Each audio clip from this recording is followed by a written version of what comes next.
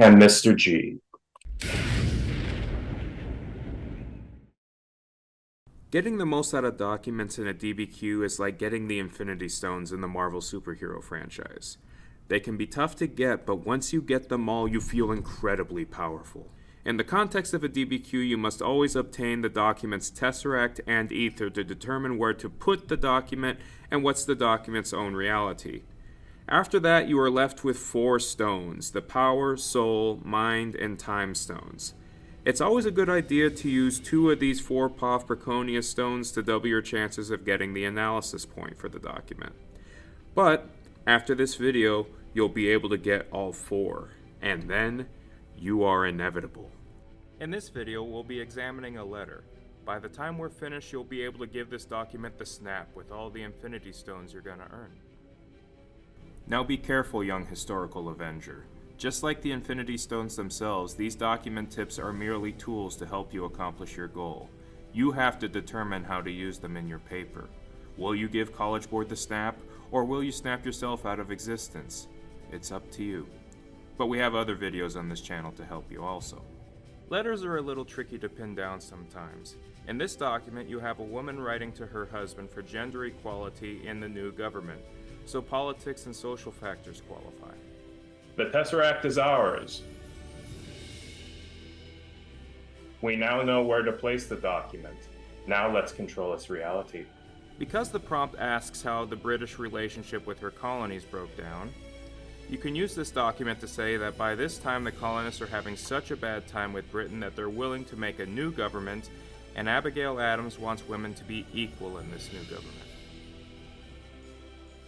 Now that we can describe this document, we control its reality. Now let's harness its power.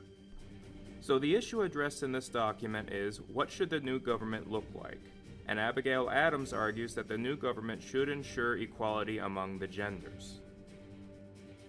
The power of point of view is now ours to command. Now let's control the document's soul. As the Power Stone indicated, Abigail Adams' goal in her letter is to persuade the Continental Congress, through her husband, to include women and equal rights during the independence process, as well as the new government. By determining the purpose of a document, we control its very soul. Here to go. You can see in the citation this letter was written for John Adams. That detail is a good start, but we need to do more with that information. By taking the next step, we can tell that she is writing John Adams because he's a member of the Continental Congress and he can bring up the issue of including women in the process of independence and creating a new government, which is what the purpose of this document is. With the Mind Stone in our possession, we can control the document's intended audience. Now let's place it in time. If you look at the citation in this document, you'll notice that it's published the latest out of all 7 documents, March 31st, 1776. They're a little over 3 months away from declaring independence.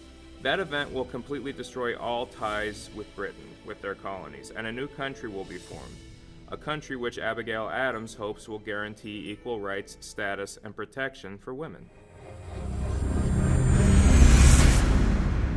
Hello again. Hope you enjoyed that video. If you are a teacher, resources for this topic and so many others can be available on my Teachers Pay Teacher store, Sci-Fi High School. And if you like this video, take a look at the channel.